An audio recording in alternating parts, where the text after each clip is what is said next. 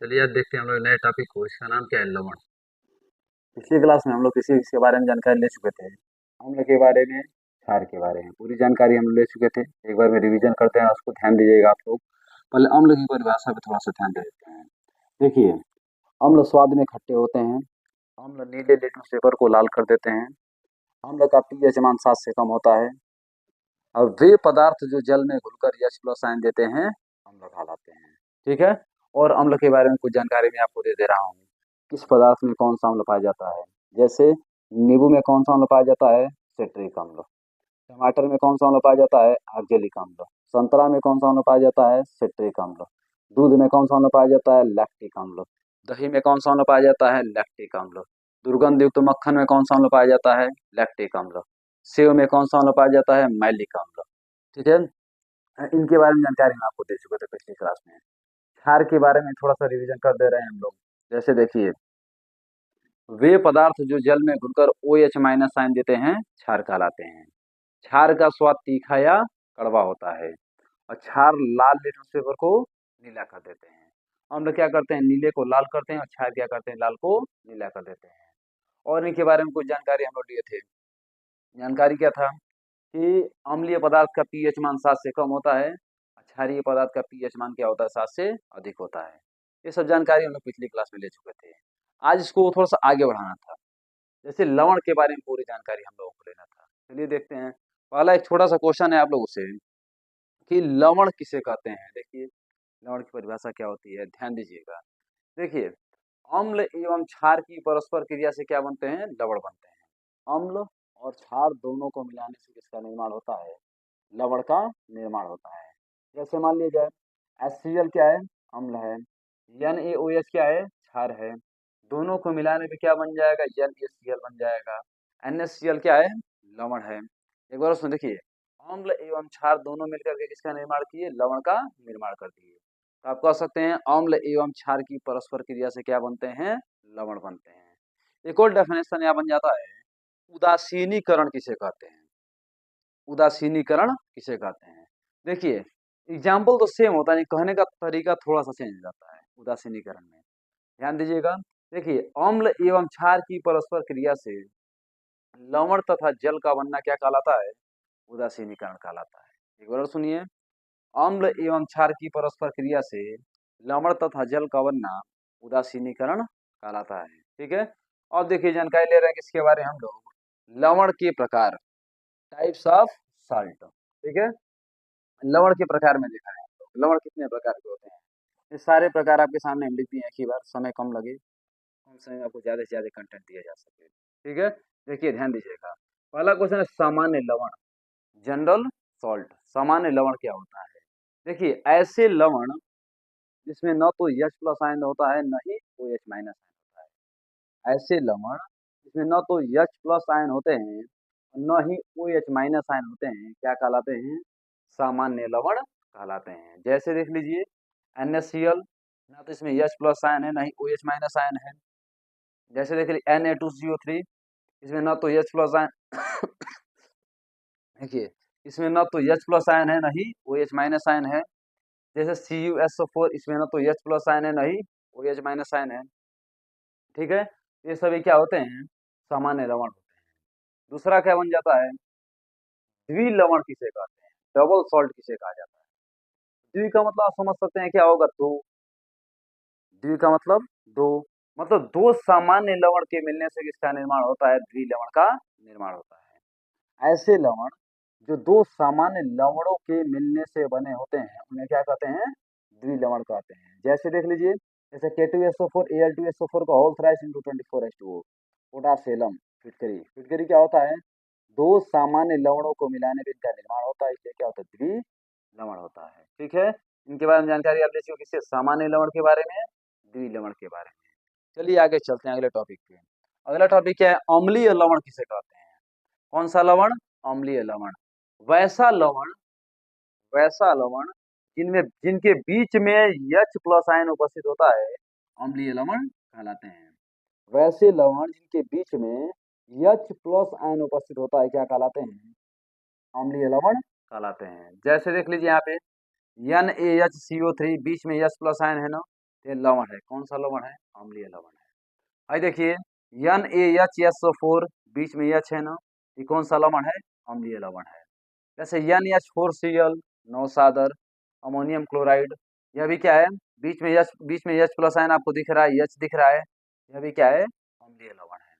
चलिए और देख ले रहे हैं थोड़ा सा हम लोग किसके बारे में? क्षारीय लवण के बारे में। क्षारीय लवण क्या होता है? वैसे लवण जिनके बीच में OH माइनस आयन उपस्थित होता है क्या कहलाते हैं? क्षारीय लवण कहलाते हैं। ठीक है, वैसे लवण जिनके बीच में OH माइनस आयन उपस्थित होते हैं क्या कहलाते हैं? क्षारीय लवण कहलाते हैं। जैसे CaOH Cl CuOH का होल ट्वाइस, ये सभी क्या होते हैं? क्षारीय लवण होते हैं। चलिए आगे देखते हैं हम लोग जटिल लवण के बारे में।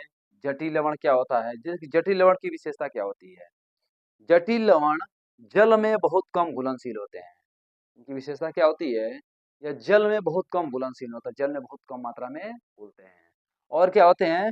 इनकी संरचनाएं भी बहुत जटिल होती हैं। दो विशेषता है इसकी, जटिल लवण जल में कम घुलनशील होते हैं और इनकी संरचनाएं कैसी होती है? जटिल होती है। जैसे AgNaCN का होल ट्वाइस। ठीक है, इस तरीके से करके हम लोग आज किसके बारे में जानकारी ले रहे हैं? लवण के बारे में। एक बार मैं क्यों रिवीजन कर दे रहा हूँ, जल्दीबाजी में रिवीजन कर रहा हूँ, ध्यान दीजिएगा। पहला क्वेश्चन, लवण किसे कहते हैं? अम्ल एवं क्षार की परस्पर क्रिया से क्या बनते हैं? लवण बनते हैं। अम्ल और क्षार दोनों को मिलाने से क्या बनते हैं? लवण बनते हैं। जैसे HCl NaOH दोनों क्या अम्ल है, क्षार है, दोनों को मिलाने पे NaCl बन गया। NaCl क्या है? लवण है। आगे देख रहे हैं लवण के प्रकार में। लवण के प्रकार निम्नलिखित हैं जो लिखे हैं हम। जैसे पहला क्या? सामान्य लवण, ऐसा लवण जिसमें न तो H प्लस आयन होता है, न ही OH माइनस आयन होता है, उस लवण को क्या कहा? सामान्य लवण कहा जाता है। जैसे एग्जाम्पल आप देख ही रहे हैं, कहीं आपको न तो H प्लस आयन दिख रहा है, न ही OH माइनस आयन दिख रहा है, यह क्या है? सामान्य लवण है। चलिए द्विलवण के बारे में सुन लीजिए, डबल साल्ट। दो सामान्य लवण के मिलने से इसका निर्माण होगा, द्विलवण का निर्माण होता है। दो सामान्य लवण के मिलने से द्विलवण का निर्माण होता है। अम्लीय लवण, वैसा लवण जिनमें बीच में H प्लस आयन उपस्थित होते हैं, अम्लीय लवण कहलाते हैं। वैसा लवण जिनके बीच में H प्लस आयन उपस्थित होते हैं, अम्लीय लवण कहलाते हैं। और वैसे लवण जिनके बीच में OH माइनस आयन उपस्थित होते हैं क्या कहलाते हैं? क्षारीय लवण कहलाते हैं। और जटिल लवण जल में बहुत कम घुलनशील होते हैं, इनकी संरचनाएं भी बहुत जटिल होती है। ठीक है, इस तरीके से करके हम लोग लवण को आज पूरा समाप्त किए। अब देखते हैं अगले टॉपिक को। अगला टॉपिक क्या होगा? पीएच सूचक। पीएच सूचक के बारे में कुछ जानकारी ले रहे हैं हम लोग। ठीक है, चलिए अगले स्लाइड पे बात करते हैं उसके बारे में। आइए देखते हैं पीएच सूचक के बारे में। पीएच सूचक किसे कहते हैं? देखिए पेपर के अकॉर्डिंग पीएच सूचक काफी इंपॉर्टेंट टॉपिक है। चलिए पूरा विधिवत जानकारी इसके बारे में हम लोग ले रहे हैं। पहला क्वेश्चन है कि पीएच सूचक किसे कहते हैं? आप तो समझने का प्रयास कीजिएगा। अगर इसको लघु गणों की लॉग को क्या पढ़ा जाता है? लघु गणक पढ़ा जाता है। लॉग को क्या पढ़ा? लघु गणक पढ़ा जाता है। और इसको H प्लस आयन को हाइड्रोजन आयन पढ़ा जाता है। और माइनस है तो क्या? ऋणात्मक पढ़ा जाएगा। इसकी परिभाषा क्या हो जाएगी? हाइड्रोजन आयन के ऋणात्मक लघु गणक को पीएच सूचक कहते हैं। एक बार और सुनिएगा, हाइड्रोजन आयन के ऋणात्मक लघु गणक को पीएच सूचक कहते हैं। पीएच सूचक की खोज किसने किया था? सोरेनसन ने किया था। कब किया था? 1909 में किया था। एक बार और ध्यान दीजिए, हाइड्रोजन आयन के ऋणात्मक लघु गणक को पीएच सूचक कहते हैं। पीएच सूचक की खोज किसने किया था? सोरेनसन ने किया था। कब किया था? 1909 में किया था। ये क्वेश्चन में पीएच का फुल फॉर्म क्या होता है? Power of hydrogen. पीएच का फुल फॉर्म क्या बनता है? Power of hydrogen. चलिए देखिए पीएच स्केल के बारे में जानकारी ले रहे हैं हम लोग। पीएच स्केल क्या होता है? इसमें 0 से लेके 14 तक अंक लिखे हुए रहते हैं। पीएच स्केल में 0 से लेके 14 तक अंक लिखे रहते हैं। यह दर्शाता किसको है? विलयन की अम्लीयता या क्षारीयता की पहचान करता है। यदि किसी विलयन का पीएच मान 7 से कम है तो विलयन कैसा होगा? अम्लीय होगा। यदि किसी विलयन का पीएच मान 7 से अधिक है तो विलयन कैसा होगा? क्षारीय होगा। यदि किसी विलयन का पीएच मान 7 है तो विलयन कैसा होगा? उदासीन होगा। एक और ध्यान दीजिए, यदि किसी विलयन का पीएच मान 7 से कम है तो विलयन कैसा होगा? अम्लीय होगा। यदि किसी विलयन का पीएच मान 7 से अधिक है तो विलयन कैसा होगा? क्षारीय होगा। यदि किसी विलयन का पीएच मान 7 है तो विलयन कैसा होगा? उदासीन होगा। सीधा प्रश्न बन जाता है, मान लीजिए कि एक विलयन है, उसका पीएच मान 3 है तो विलयन कैसा होगा? अम्लीय होगा। एक विलियन है, उसका पीएच मान 3.5 है, तो विलियन कैसा होगा? अम्लीय होगा। एक विलियन है, उसका पीएच मान 7.6 है, तो विलियन कैसा होगा? क्षारीय होगा। कुछ एग्जाम्पल लेकर हम आपको बता दे रहे हैं। जैसे मान लीजिए इसमें जल, जल का पीएच मान 7 है ना, जल क्या है? उदासीन है। 6.6 है, मतलब क्या है? अम्लीय है। ये आंसू 7.4 है, या मतलब क्या है? क्षारीय है। समुद्री जल क्या है?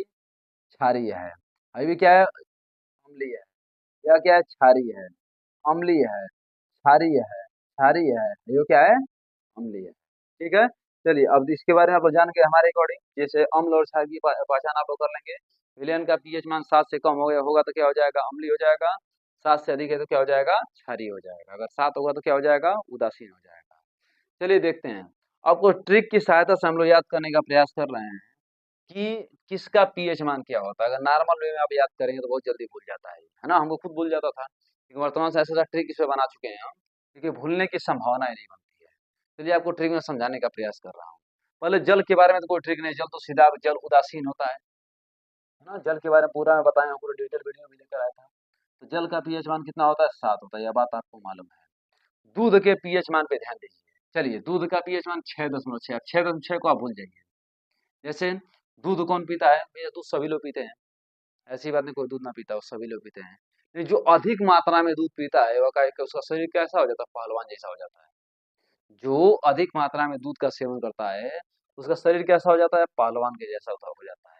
अब पहलवान जब अखाड़े में उतरता है तो सामने वाले क्या कर देता है? छक्के छुड़ा देता है। सामने वाले क्या छुड़ाता है? छक्के छुड़ा देता है। छह से क्या बना? छह। छह से क्या बना? 6। 6.6 किसका पीएच मान होता है? दूध का होता है। एक बार और सुनिए। दूध कौन पीता है? सभी लोग पीते हैं। जो अधिक मात्रा में दूध का सेवन करता है पहलवान जैसे उसकी शरीर हो जाती है। अब पहलवान जब अखाड़े में उतरता है तो सामने वाले के छक्के छुड़ा जाता है। तो 6 से बना 6, 6 से बना 6, 6.6 किसका पीएच मान होता है? दूध का होता है। चलिए आंसू के पीएच मान के बारे में जानकारी ले रहे हैं हम लोग। देखिए पहला, आंसू कितने प्रकार के होते हैं? 2 प्रकार के होते हैं, सच्चा आंसू, झूठा आंसू, है ना। झूठा आंसू तो लेके चलेंगे नहीं हम लोग, सभी हमेशा निकलता रहता है। सच्चा आंसू को लेकर चलिए। आंसू कितने प्रकार? 2 प्रकार के, पहला सच्चा, दूसरा झूठा। सच्चा लिख दीजिए यहाँ पे। 100 से क्या बना बाबू? 7। 4 से क्या बना? 4। 7.4 किसका पीएच मान होता है? आंसू का होता है। एक बार और सुनिए। आंसू कितने प्रकार के होंगे? 2 प्रकार के। कौन कौन? सच्चा आंसू और झूठा आंसू। सच्चा आंसू 100 से बना 7, 4 से बना 4, 7.4 किसका पीएच मान होगा? आंसू का होगा। चलिए 2 के बारे में शायद आपको याद हो गया होगा। किनका? दूध का और आंसू का, है ना। दूध की बात है, छक्के छुड़ाने की बात आ जाएगी। छक्के 6 से बना 6, 6 से बना 6, 6.6 किसका पीएच मान हो जाएगा? दूध का। आंसू, सच्चा आंसू 100 से बना 7, 4 से बना 4, 7.4 किसका पीएच मान? आंसू का पीएच मान। चलिए अब देख रहे हैं समुद्री जल का पीएच मान। अब समुद्र को अंग्रेजी में क्या कहते हैं हम लोग? सी कहते हैं। क्या कहते हैं? सी कहते हैं। और सी कैसा होता है? चौड़ा होता है, सबको मालूम है। चौड़ा सी, चौड़ा सी, चौड़ा सी, चौड़ा सी, 4-5 बार मुंह से उच्चारण की, चौड़ा सी, चौड़ा सी। तो आपके मुंह से कौन सा शब्द? 84 शब्द निकलेगा। क्या निकलेगा? 84 निकलेगा। तो 84 यहाँ लिख दीजिए, बीच में दशमलव लगा दीजिए। 8.4 किसका पीएच मान हो जाएगा? समुद्री जल का पीएच मान हो जाएगा। ठीक है। तो समुद्री जल का पीएच मान क्या हो जाएगा? 8.4। याद कैसे करेंगे? समुद्र को अंग्रेजी में सी कहते हैं। सी कैसा होता है? चौड़ा होता है। सी कैसा होता है? चौड़ा होता है। तो चौड़ा सी, चौड़ा सी, सी चौड़ा सी, मतलब बोलेंगे 84। 84 लेकर के बीच में दशमलव लगा दीजिएगा, क्या हो जाएगा? 8.4। ठीक है। उम्मीद है कि आप इस बात को भी बड़ा अच्छी तरीके से समझ लेंगे और दिमाग में आपके सेट भी हो जाएगा। चलिए मूत्र का पीएच मान, यूरिन का पीएच मान कितना होता है? ये तो बहुत आसान है। देखिए जहाँ पे ज्यादा यूरिन, जहाँ पे गंदगी ज्यादा होती है वहाँ पे लोग छी छी करने लगते हैं, जाके छी छी करके थूक देते हैं वहाँ पे जाके, है ना। छी छी करके थूक देते हैं। तो छी छी, छी छी से याद रखेंगे 6। 6 किसका पीएच मान होता है? यूरिन का पीएच मान होता है। मूत्र का पीएच मान कितना होता है? 6 होता है। चलिए अब बात करते हैं लार के बारे में हम लोग। लार, देखिए लार को अंग्रेजी में क्या कहा जाता है? सराइवा कहा जाता है। SARIVA। सराइवा अंग्रेजी में क्या कहता है? सराइवा। सराइवा को एक थोड़ा सा याद करने के लिए क्या करिए, यहाँ आर को हटा दीजिए, अपने पास लगा दिए टी, सटाइवा, है ना। तो बताइए, इसको अलग पढ़िए, इसको अलग पढ़िए। यस ए टी से क्या बनता है? 7। ये 7 लिखा हुआ है। आई भी किसका रोमन वर्ड होता है? 4 का। तो 7.4 किसका पीएच मान होता है? लार का पीएच मान होता है। एक बार और सुनिए। लार को अंग्रेजी में सराइवा कहा जाता है। सराइवा को आर हटाइए, टी लगाइए वहां पे। यस ए टी से क्या बना? 7। आई भी किसका रोमन होता है 4 का, 7.4 किसका पीएच मान होगा, लार का पीएच मान होगा। ठीक है, चलिए आगे देखते हैं हम लोग। नींबू का पीएच, ये सबसे आसान है, नींबू का पीएच मान। आप लोग यूट्यूब पे गाना सर्च कीजिएगा, वो गाना का नाम क्या है, एगो नींबुआ दू चार गो मिर्ची लटकाला चोटी में, और हासिक है ना, तो आप लोग इसको सर्च कीजिएगा, है ना, यूट्यूब पे आपको मिल जाएगा। उसमें शब्द क्या है, दू चार गो, दू चार गो, तो 2.4 किसका पीएच मान होता है, नींबू का पीएच मान होता है। कोई प्रश्न आपसे पूछे कि नींबू का पीएच मान होता है, तो 2 4 गो मिर्ची लटका दीजिएगा, तुरंत मिल जाएगा आपको आंसर। तो 2.4 किसका पीएच मान होगा, नींबू का पीएच मान हो जाएगा। ठीक है, लाल का 2 बार लिख दीजिएगा, चलिए एक बार इसको मिटा दे रहे हैं। रक्त का पीएच मान क्या है, तो रक्त आप लोग याद करिए, रक्त का पीएच मान कितना होता है, 7.4 होता है। अब बात करते हैं एक और, सिरका का पीएच मान होता है, कितना होता है, सिरका, याद करिए सिरका। सिर के कितने भाग होते हैं, 3 भाग, अग्र मस्तिष्क, मध्य मस्तिष्क, पश्चिम मस्तिष्क, अग्र मस्तिष्क, मध्य मस्तिष्क, पश्चिम मस्तिष्क। ठीक है, तो सिर का कितना भाग, 3, तो सिरका का पीएच मान कितना हो जाएगा, 3 हो जाएगा। ठीक है, एक बार मैं रिवीजन कर दे रहा हूँ इसको, ताकि आपको और अच्छी तरीके से याद हो जाए। देखिए, जल का पीएच मान तो आपको आसानी से याद होगा, क्या होगा, 7 होता है, जल उदासीन होता है, इसका पीएच मान कितना होता है, 7 होता है। दूध का पीएच मान, दूध कौन पीता है, सभी लोग पीते हैं, जो अधिक मात्रा में दूध पीता है पहलवान जैसा हो जाता है। पहलवान जब अखाड़े में उतरता है, सामने वाले की छक्के छुड़ा देता है, तो 6 छक्के छुड़ाना, 6 से 6, 6 से 6, 6.6 किसका पीएच मान होता है, दूध का पीएच मान होता है। चलिए, आंसू का पीएच मान कितना होता है, आंसू 2 प्रकार है, सच्चा आंसू और झूठा आंसू। 100 से बना 7, 4 से बना 4, 7.4 किसका पीएच मान होगा, आंसू का पीएच मान होगा। चलिए, समुद्री जल, समुद्र को अंग्रेजी में सी कहते हैं, सी कैसा होता है, चौड़ा होता है, चौड़ा सी, चौड़ा सी, चौड़ा सी, 4 5 बार बोलेंगे आपके मुंह से ऑटोमेटिक निकल जाएगा 84। तो 84, 8.4 किसका पीएच मान होगा, समुद्री जल का पीएच मान होगा। आइए देखते हैं, यूरिन का पीएच मान, मूत्र का पीएच मान कितना होता है, 6 होता है। भैया मूत्र ज्यादा, यहाँ पे गंदगी ज्यादा यहाँ पे होगी, मान लो छी छी करने लगते हैं, छी छी का बना 6, 6 किसका पीएच मान होगा, यूरिन का पीएच मान होगा।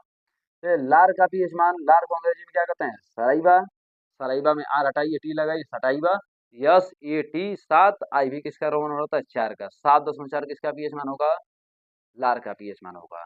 नींबू का गाना याद करिए, एगो नींबुआ दू चार गो मिर्ची लटकाला चोटी में, तो बस नींबू से 2 4 गो, 2.4 किसका पीएच मान हो जाएगा, नींबू का पीएच मान हो जाएगा। रक्त का मान आप लोग याद करिए, 7.4। सिर का, सिर के कितने भाग होते हैं, 3 भाग होते हैं, कौन कौन से, अग्र मस्तिष्क, मध्य मस्तिष्क, पश्चिम मस्तिष्क, तो क्या हो जाएगा, सिरका का पीएच मान भी क्या हो जाएगा, 3 हो जाएगा। इस तरीके से हमें उम्मीद होगी कि आपको पूरा पीएच मान याद भी हो चुका होगा, पीएच सूचक के बारे में पूरी जानकारी भी आपको मिल चुकी होगी। और कोई बात आपको समझ में नहीं आ रहा है तो आप कमेंट करिए, बताइए, सारी समस्या है, उस समस्या का निवारण किया जाएगा। प्रॉब्लम हो जब बताएंगे तभी उसका निवारण किया जाएगा। ठीक है ना, चलिए आज उम्मीद रखते हैं कि आपको पूरी बात समझ में आ चुकी होगी। आज के लिए इतना ही, मिलते हैं कल की वीडियो में। अगर आपको वीडियो पसंद है तो लाइक शेयर सब्सक्राइब जरूर करिएगा। बहुत बहुत धन्यवाद, मिलते हैं कल की वीडियो में।